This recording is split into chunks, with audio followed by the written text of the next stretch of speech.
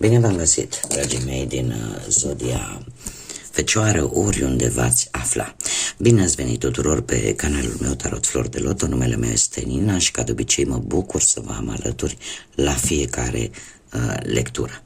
Azi voi face o lectură atemporală, fără limită de timp, o lectură pe care voi să o puteți urmări oricând doriți sau atunci când apare în viața voastră.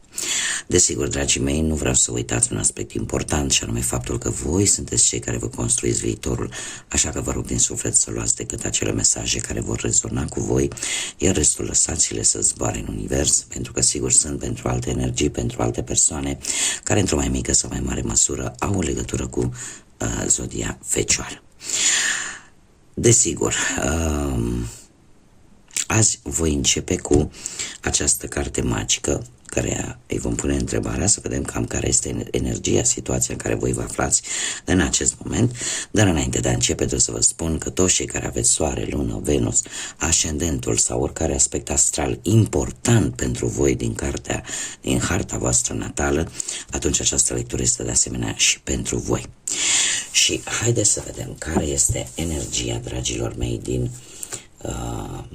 din Fecioară în acest moment.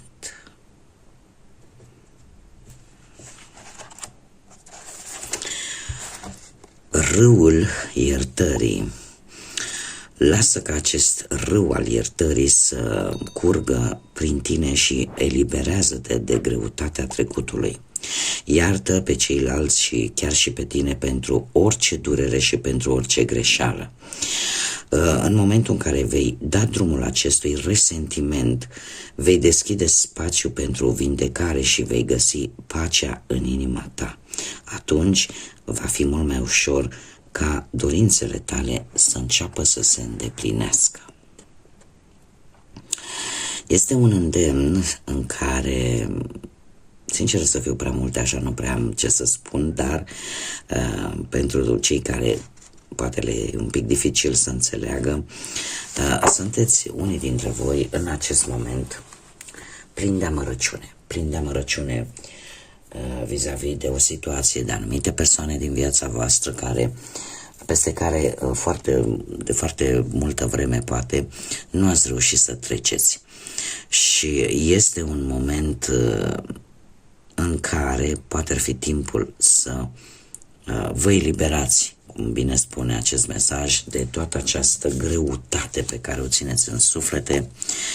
Și poate să fie legate de alte persoane sau poate să fie legate pur și simplu de voi, de a vă ierta pe voi. Da, știți cum e, ca și cu iubirea. În primul și în primul rând trebuie să ne iubim pe noi pentru a fi în stare să putem iubi și pe altcineva sau să cerem altor persoane să ne iubească la rândul lor. Așa e și cu iertarea. În primul și în primul rând trebuie să ne iertăm pe noi pentru că suntem sortiți greșelii și, desigur, pentru cazurile în care poate va trebui să iertăm pe alții pentru greșelile lor, probabil că în acest moment este un bun moment să o faceți. Știu că mulți dintre voi spun, n-ai cum să ierți pe cineva care poate să face foarte mare rău. Eu vă spun un lucru. Nu trebuie neapărat să te duci la persoana respectivă și să-i spui, știi, te iert. Nu. Pur și simplu trebuie să simți tu în sufletul tău că tot acea greutate, ranchiună, ură, regret care te apasă, renunți pur și simplu la ea. E o chestie care în primul și în primul rând trebuie să o faci în interiorul fiecăruia. Da? Nu neapărat pe exterior. E ca și cum mai spune, că ne gândim că Dumnezeu ne iartă pe toți, dar nu vine la fiecare în parte să ne zică. Dar ca El să o facă, de-aia ne-a și lăsat liberul arbitru, în primul și în primul rând trebuie să fim noi în stare să ne iertăm pe noi înșine și pe cei care ne greșesc nouă. Haideți să vedem ce ne zice acest tarot al animalelor și începem cu Viața profesională pentru dragii mei din Fecioară. Dragii mei dragi, ați avut o perioadă cu acest 9 de primăvară în care ați avut posibil ori o activitate foarte intensă la locul de muncă, ori poate ați întâmpinat anumite dificultăți supărătoare în drumul vostru, în ceea ce privește munca sau viața profesională în general, dar nu e ceva nou pentru voi și se pare că ați reușit să treceți cu bine peste ele. 5 de primăvară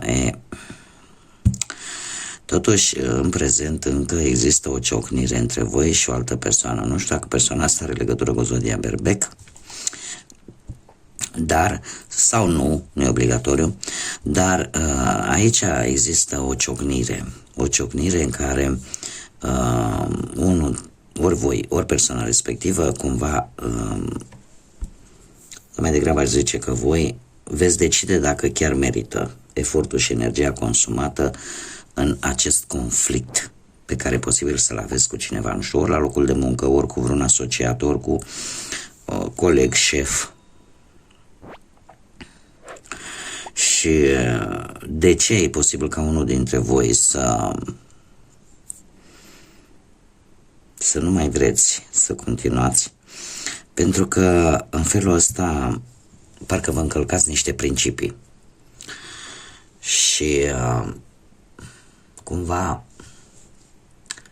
ar fi bine voi să vă faceți treaba așa cum știți mai bine, chiar dacă poate unele persoane nu joacă tocmai curat vis-a-vis de voi. Cum de-al minteri, e posibil ca unii dintre voi să aveți foarte mulți competitori pe un anumit post, să mai fie persoane.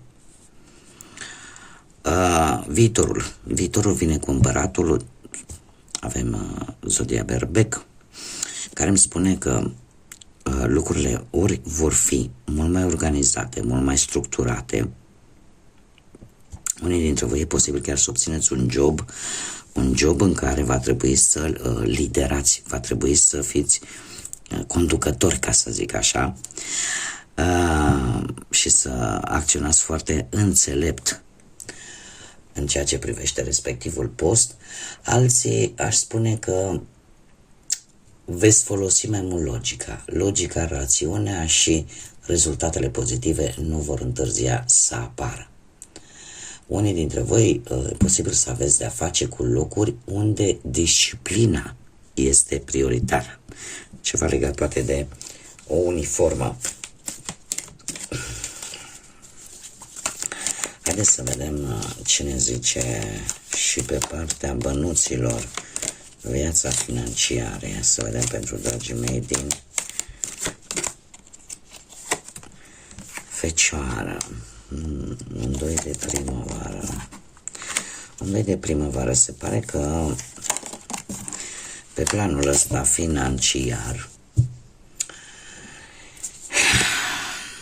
eu aș zice că finanțele au fost destul de echilibrate într-un trecut nu foarte îndepărtat, atât cât ați avut nevoie, nu a fost nici mai mult, nici mai puțin, dar cumva lucrurile au fost bune. În prezent, această regină de iarnă, dragilor, se pare că voi sunteți în acest moment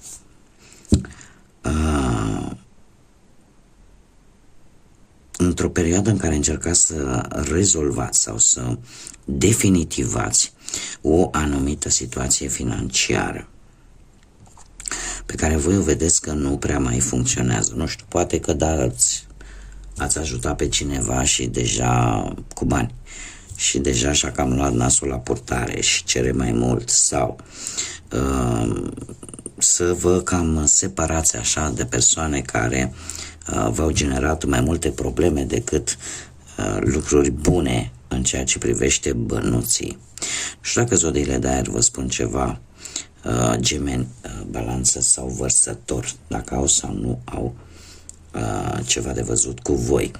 Viitorul vine cu acest 3 de iarnă, care mie îmi spune că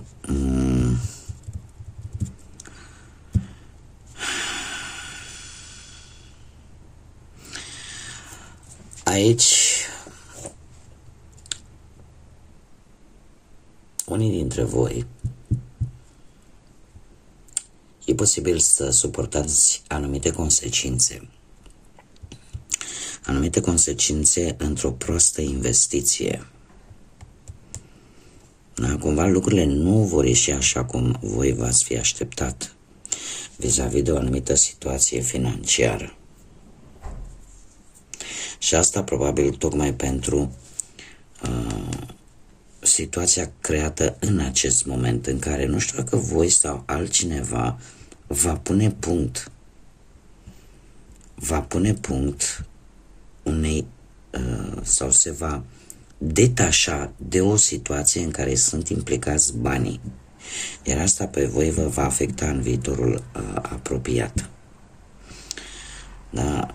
Asta nu înseamnă că nu veți ieși din respectiva situație, veți ieși, dar aici mi apare totuși nu știu cum să zic eu, parcă e greu. E greu, de ce? Pentru că e posibil ca o persoană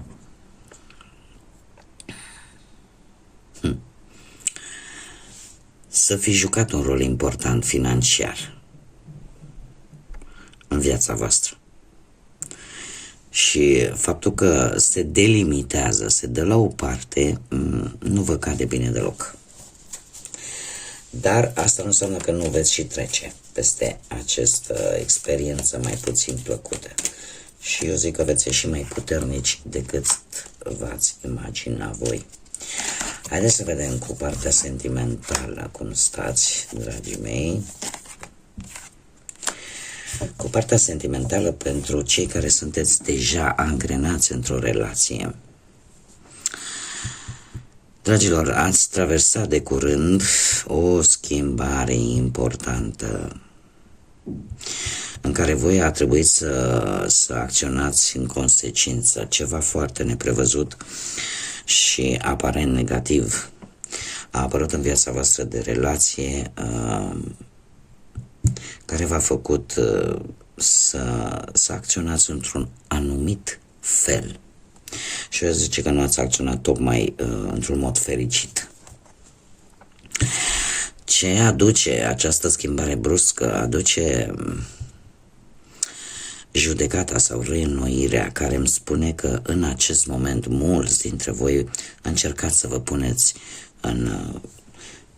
la punct, ca să zic așa un pic, să vedeți un pic mai clar cam cum stă relația voastră, cum stă viața voastră și să faceți acele schimbări atât de necesare în relația voastră și în felul ăsta să să încercați să mergeți înainte. Este foarte interesant, această carte îmi vorbește de iertare. Îmi vorbește de iertare, îmi vorbește de prejudecăți, îmi vorbește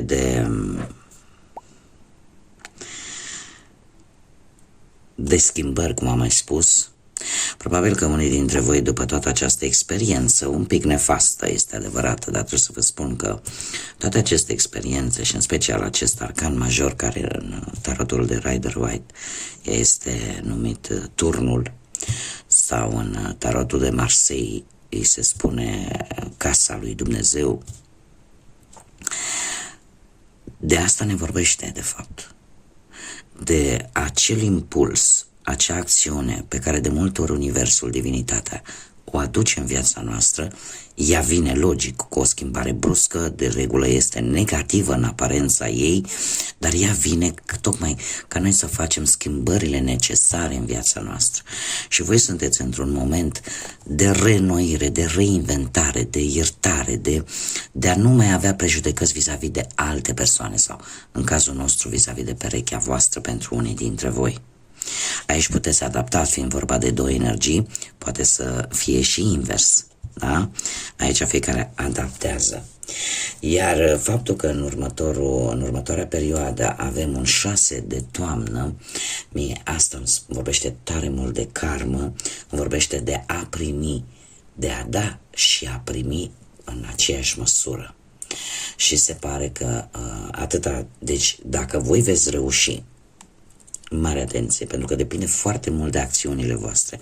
Dacă voi veți reuși să treceți, să învățați lecția și să treceți peste toată această situație într-o manieră mult mai înțeleaptă, în care să renunțați la prejudecăți, să fiți în stare să iertați și în același timp să îmbrățișați schimbarea care e necesară și care trebuie să vină în viața voastră de relație, atunci lucrurile vor merge într-o direcție foarte bună din câte văd eu aici, în care compasiunea, armonia vor ajunge în relația voastră, în care apare acel echilibru, da? Acea stabilitate.